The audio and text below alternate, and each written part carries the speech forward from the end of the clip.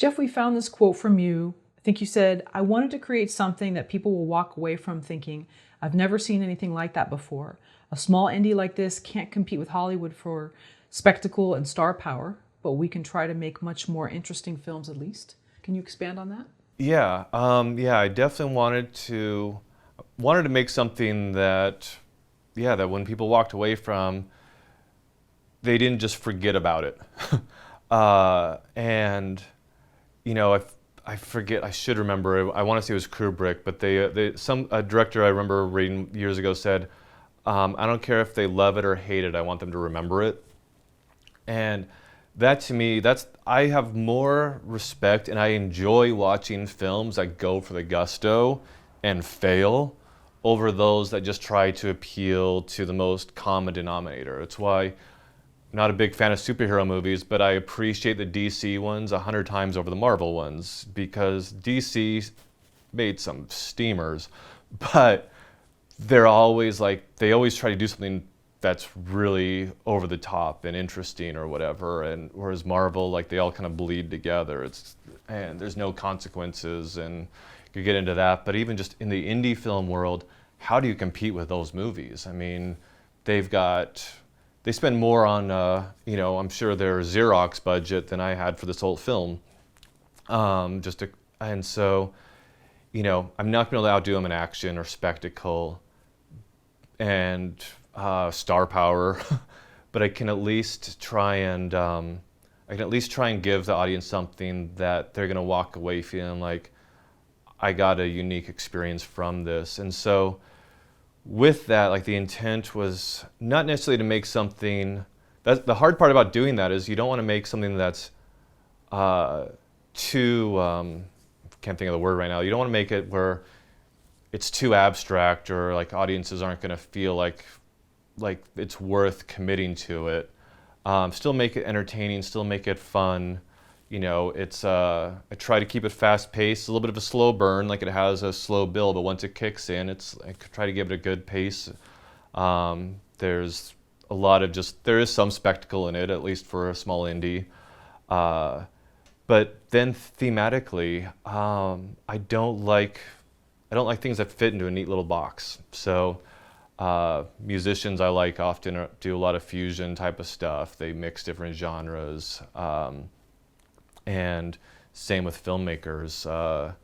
Some of the films that inspired me when I was first kind of getting my start in the night, as a teenager in the 90s, watching Tarantino stuff, which is often unclassifiable for a genre. Watching, movies like California, like, I guess it's a thriller, but it's funny. I mean, I still quote that movie. Brad Pitt's arguably my favorite role next to his role in True Romance. Which is another one, Natural Born Killers. Some of these films that go dark, and they're they kind of challenge your own morality as an audience, but at the same time they're funny. They have characters that you fall in love with, even though they're horrible, and just deal with deeper human themes and social and political themes. So I kind of fell in love with movies like that, and I feel like we have an industry that needs to sell things, and so they need to know how to sell it, and so it needs to be a certain product. And that, in a way, has really homogenized so much of storytelling. And in my own little way, I wanted to try and break out of that, and not think about, oh, well, this is a horror movie, so I can't do this, or if I do this, fans of the vampire genre are going to be like, well, this isn't a real vampire movie. And more just let the story go where it needs to go to be the story it needs to be, without worrying about making it marketable. Now, unfortunately for my distributors, makes their job a lot harder.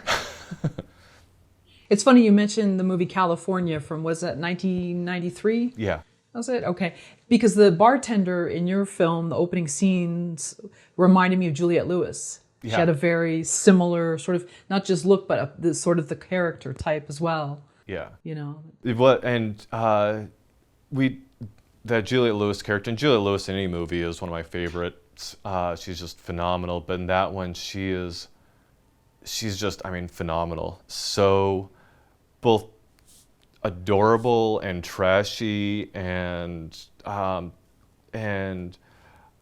absolutely love her in that movie as well. And so I'm sure, on some level, like just stylistically, those movies definitely impacted. On Blood from Stone, I was this wardrobe and stylist person as well. So, basically every article in clothing you see in that, I not only found and purchased, or at the very least agreed to. But so I'm sure my own styling of the movie was probably heavily inspired by that film.